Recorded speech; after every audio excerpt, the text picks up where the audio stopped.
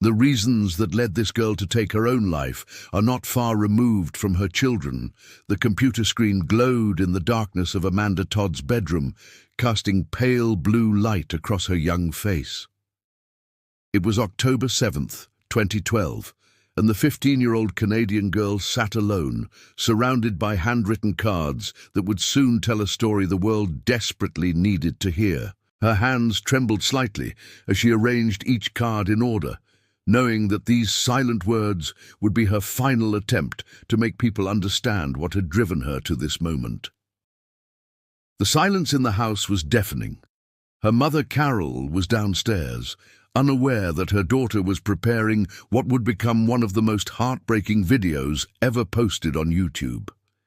Amanda had tried so many times to explain what was happening to her, but the words never seemed adequate. How do you tell someone that your life has become a living nightmare because of a single moment of poor judgment? The room around her told its own story. Posters of her favorite band still hung on the walls, remnants of a time when her biggest concerns were typical teenage worries. Now, those innocent concerns seemed like luxuries from a different lifetime.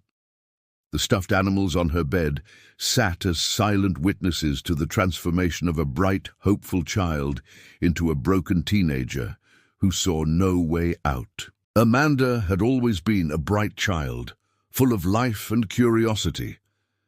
Born in British Columbia in 1996, she grew up in what seemed like an ordinary family.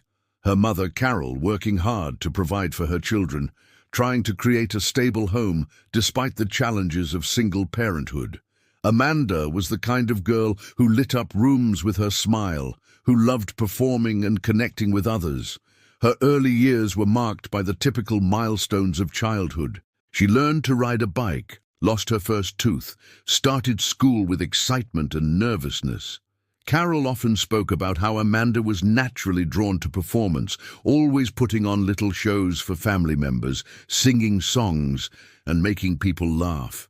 She was curious about the world, asking endless questions and approaching life with fearless enthusiasm. School came easily to Amanda in those early years. Teachers described her as bright and engaged, someone who participated actively in class discussions and showed genuine interest in learning. She made friends naturally, drawn to other creative children who shared her love of music and art. Her report cards consistently showed good grades and positive comments about her behavior. But Amanda's story wasn't destined to unfold like those of her peers. In an age where the internet was becoming the primary social space for young people, she found herself navigating waters that were far more dangerous than anyone realized. The digital world promised connection and community, but for Amanda, it would become a prison from which she couldn't escape.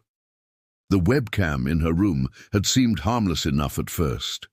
Like millions of teenagers around the world, Amanda enjoyed chatting with friends online, meeting new people, and exploring the vast digital landscape that her generation was pioneering. Video chat platforms were the new frontier of social interaction, and Amanda, like so many others, was drawn to the excitement of connecting with people from different places. She was just 12 years old when she first encountered the stranger who would change her life forever. In those early days of online interaction, the boundaries between safe and dangerous weren't clearly defined. Parents were still learning about the digital world their children inhabited, and young people like Amanda were essentially guinea pigs in a massive social experiment that nobody fully understood. The man on the other side of the screen seemed friendly at first.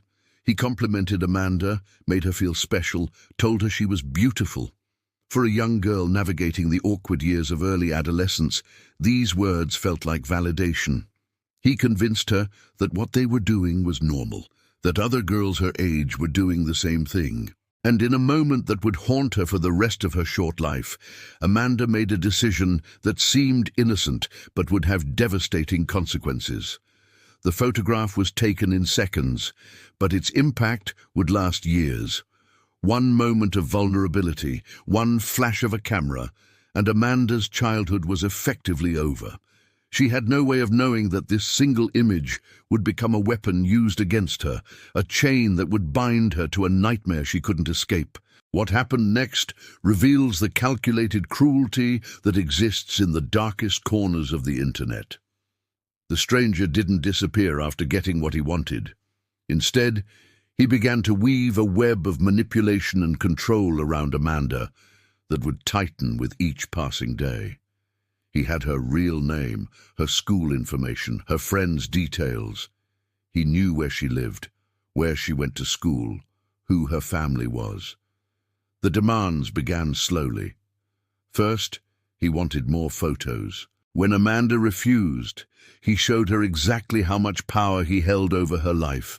He had created fake social media profiles using her image, distributed her photo to her classmates, contacted her friends and family. The shame and humiliation were overwhelming for a 13-year-old girl who had simply made one mistake in a moment of poor judgment. But this was only the beginning of Amanda's ordeal. The anonymous predator had turned her into a victim of what we now recognize as sextortion, a form of sexual exploitation that combines elements of blackmail, harassment, and psychological abuse. He followed her across different schools, different social media platforms, different attempts to start fresh. Every time Amanda tried to rebuild her life, he would appear again, like a digital stalker who could never be escaped. The psychological impact on Amanda was devastating. She began to withdraw from friends and family. Her grades suffered, and she started engaging in self-harm as a way to cope with the overwhelming shame and helplessness she felt. The bright, confident girl who had once loved performing and connecting with others became increasingly isolated and depressed. Her mother, Carol, watched helplessly as her daughter spiraled downward. They moved schools, changed phone numbers, even relocated to different cities. But the harassment followed them everywhere. The internet had made it impossible to truly escape or start over. Amanda's tormentor seemed to have unlimited time and resources to dedicate to making her life miserable, and the authorities were ill-equipped to deal with this new form of crime. The bullying at school intensified as Amanda's story spread through social media. Classmates who should have shown compassion instead joined in the harassment, calling her names, spreading rumors, and making her feel like a pariah in her own community. The very technology that was supposed to connect young people and enhance their social lives had become a tool for unprecedented cruelty. Amanda tried to find solace in relationships, desperately seeking the acceptance and love that had been stripped away from her. But even these attempts at normalcy were sabotaged by her tormentor, who would contact anyone she became close to, sharing her photos and ensuring that she could never escape the shame of that one moment of vulnerability years earlier. The weight of carrying this secret, this constant fear, this unending harassment, began to crush Amanda's spirit. She started using drugs and alcohol as a way to numb the pain, which only led to more problems and more judgment from those around her. The adults in her life didn't fully understand the scope of what she was dealing with. Cyberbullying was still a relatively new phenomenon, and the resources for helping victims were limited. As Amanda entered her teenage years, the harassment evolved and intensified. Her tormentor had apparently shared her information with others, creating a network of people who took pleasure in her suffering. She was dealing not just with one predator, but with a community of individuals who saw her pain as entertainment. The anonymity of the internet had stripped away their humanity. The isolation became unbearable. Amanda felt like she was living in a glass house where everyone could see her shame, where every mistake was magnified and every attempt at redemption was sabotaged. She began to believe that she was fundamentally damaged, that the harassment was somehow her fault, that she deserved the treatment she was receiving. Her mental health deteriorated rapidly. She was diagnosed with depression and anxiety, started therapy, and was prescribed medication. But the root cause of her suffering, the ongoing harassment and exploitation, continued unabated. It's difficult for people to heal from trauma when they're still actively being traumatized, and Amanda was trapped in a cycle of abuse that seemed to have no end. In September 2012, Amanda made a decision that would ultimately save countless other young people from similar fates, even though it couldn't save her own life. She decided to tell her story not with words, but with handwritten cards that she would hold up to a camera in a YouTube video that would be viewed millions of times around the world. The video was heartbreaking in its simplicity and devastating in its impact.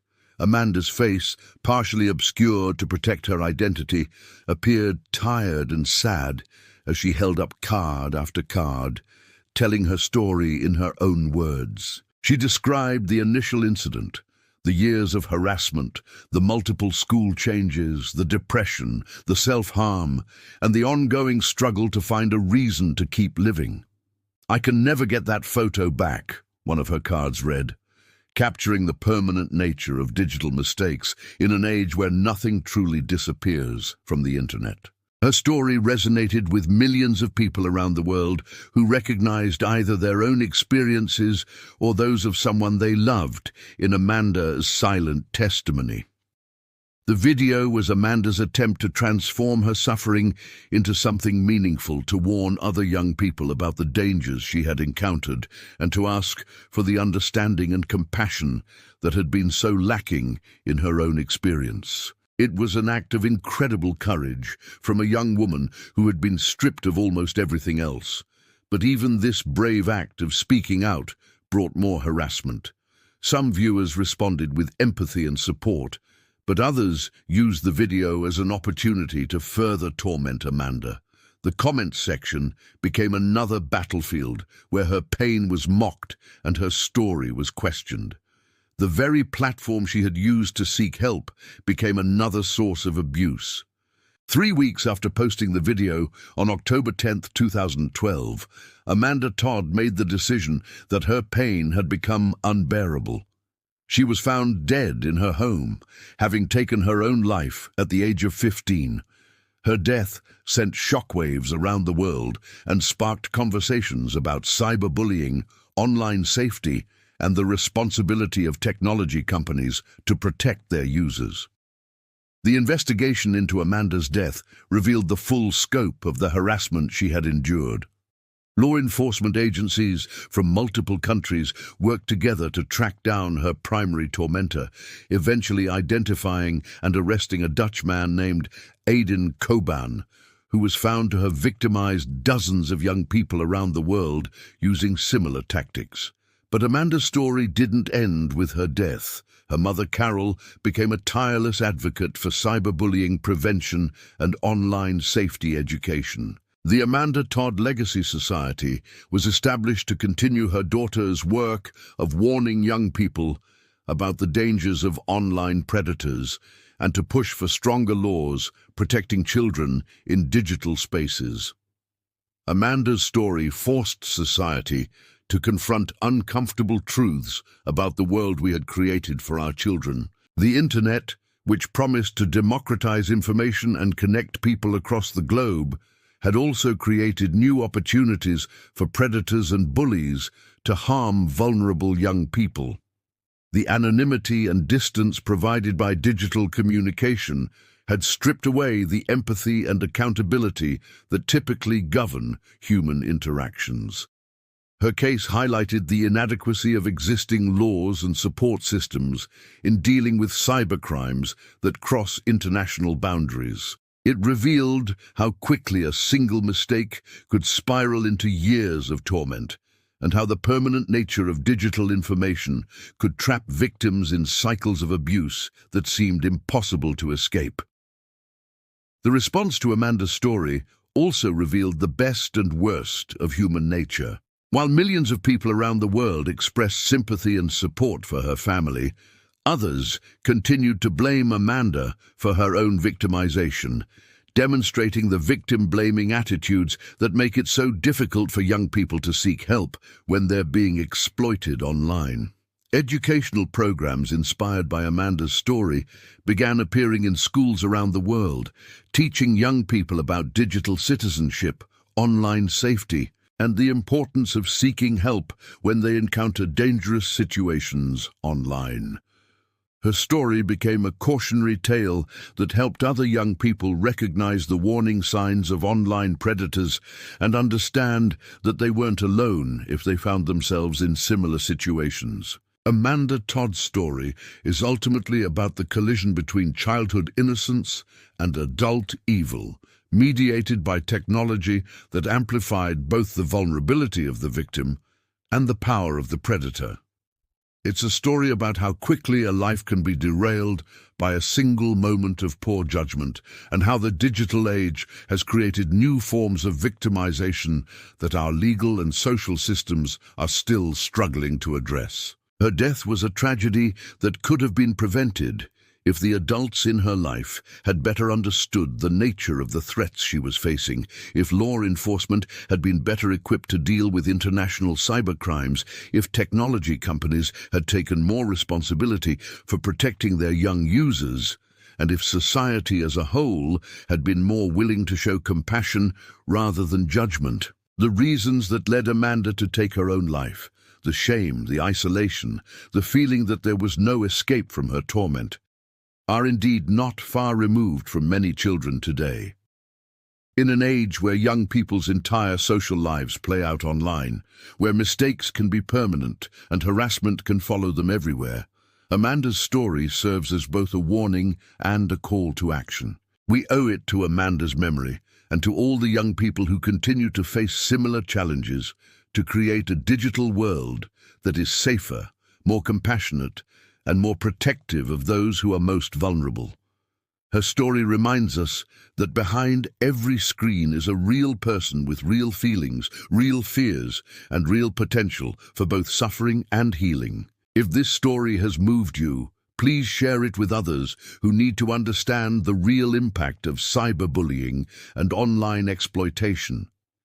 Subscribe to learn about other cases that have shaped our understanding of crime in the digital age, and remember that every share, every conversation, every act of awareness helps ensure that stories like Amanda's are not forgotten and that her legacy continues to protect other young people from similar fates.